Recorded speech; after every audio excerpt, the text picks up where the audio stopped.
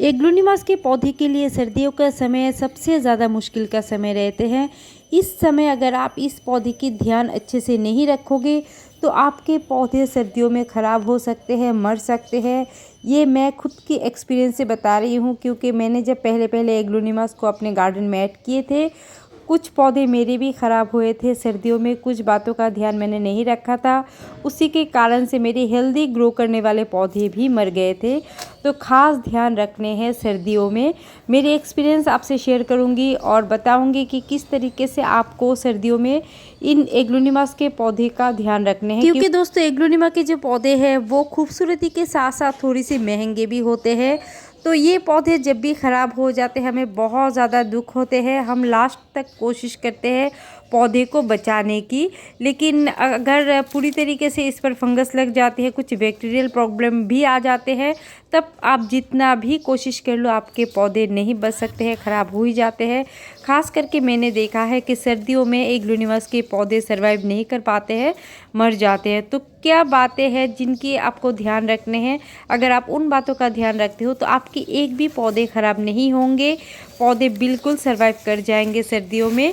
तो पहले जिस बात का ध्यान आपको रखने हैं वो है दोस्तों, आपको लो लाइट में इस पौधे को अभी नहीं रखने हैं। अगर आपने एग्लोनिमा के पौधे को बहुत ज़्यादा लो लाइट वाली एरिया पर रखे हो तो उस पौधे को ज़रूर ब्राइट लाइट एरिया पर रख दे।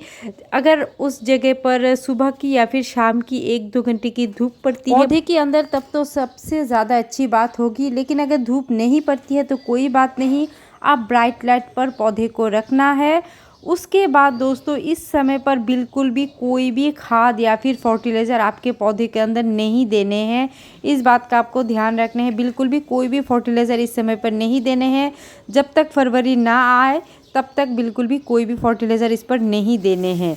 और उसके बाद जो काम आपको करने हैं, इस समय पर थोड़ी सी आप मिट्टी की गुड़ाई ज़रूर करिए, क्योंकि पानी देते देते मिट्टी जो है बहुत ज़्यादा टाइट हो जाते हैं। तो मिट्टी की थोड़ी सी गुड़ाई कर ले।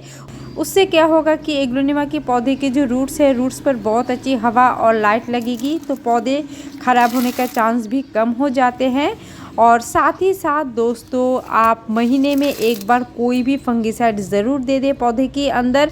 इस बात का आपको ज़रूर ध्यान रखने हैं कि महीने में एक बार ज़रूर कोई भी फंगिसाइड आपके पास हो तो आप ज़रूर दे दें पौधे के अंदर, क्योंकि ये सर्दियों में ज़्यादातर हमारे एग्लोनिमा के पौधे के अंदर फंगस की प्रॉब्लम दिखाई देते हैं। तो ये काम आप ज़रूर करिएगा। और इस वक्त दोस्तों आप किसी भी पौधे की कटिंग ना लगाए, एग्लोनिमा की पौधे की कटिंग भी ना लगाए, ना तो पौधे को सेपरेट करें। अगर आपके एक पौधे में इसी तरीके से बहुत सारे पौधे साइड साइड से बेबी प्लांट है तो अभी आप सेपरेट ना करें।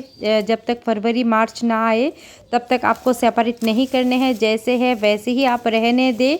इस समय पर अगर आप सेपरेट करते हो तो पौधे नहीं लगेंगे, पौधे ख़राब हो जाएंगे।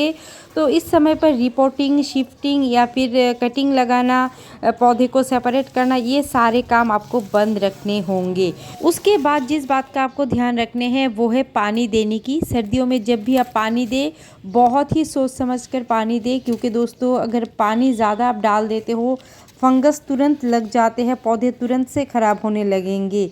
तो पहले जब मिट्टी सूख जाती है उसके बाद ही आप पानी दे दें। जब बहुत अच्छी तरह से मिट्टी सूख जाती है उसके बाद आप पानी दे दें। बहुत अच्छी तरीके से पानी देने हैं ताकि पॉट के नीचे से पानी निकले, उस तरीके से आपको पानी दे देने हैं।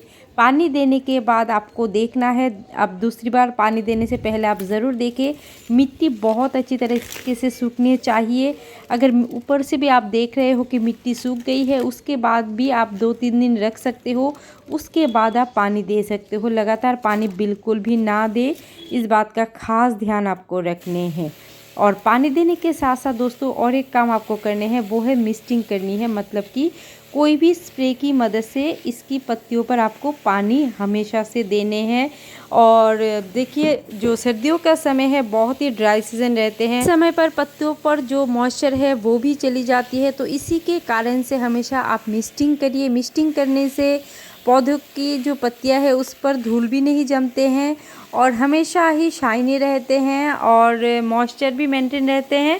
इसी के कारण दोस्तों सर्दियों में मिस्टिंग ज़रूर करिए अपने एग्लोनिमा के पौधे के अंदर।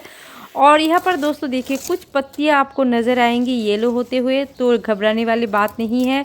जैसे ही सीज़न चेंज होते हैं कुछ पत्तियाँ येलो होने लगती हैं, नीचे वाली कुछ पत्तियाँ येलो होने लगते हैं, तो घबराने वाली बात नहीं है, उन पौधों को हटा दें।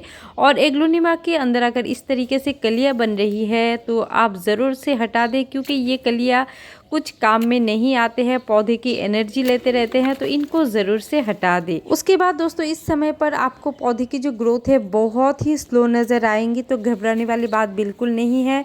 कुछ कुछ पौधे की तो ग्रोथ बिल्कुल रुक जाती है, क्योंकि पौधे डॉर्मेंसी में चले जाते हैं, तो इसीलिए ऐसा नहीं करने हैं कि पौधे की ग्रोथ रुक गई है चलो थोड़ी सी एप्सम सॉल्ट देते हैं, कुछ खाद वगैरह देते हैं। बिल्कुल भी इस समय पर आप ना करें, पौधे की ग्रोथ फिर से स्टार्ट होगी। जैसे ही फरवरी मार्च का सीज़न शुरू होगा वैसे ही पौधे की ग्रोथ आपको दोबारा से नज़र आ जाएगी। इस वक्त बस आप पौधे को ऐसे ही रहने दें, मिट्टी की थोड़ी सी गुड़ाई करिएगा, मिस्टिंग करिएगा, और पानी जो है वो बहुत ही ध्यान देकर देने। और हाँ दोस्तों, सर्दियों में कई बार बारिश हो जाती है, तो उस समय पर पौधे को ख़ास तरीके से आपको बचाने हैं, क्योंकि ऑफ सीज़न की जो ये बारिश होते हैं कई बार एग्लोनिमा को ख़राब कर देती है। मैंने खुद एक पौधे को खोए हैं, जब बारिश हुई थी सर्दियों में मैंने क्या किया कि पौधे के अंदर बारिश की पानी डाल दिया था, उसके साथ ही पौधे पर जो है रूट रॉट की प्रॉब्लम हो गई थी, पौधे पूरी तरीके से ख़राब हो गए थे।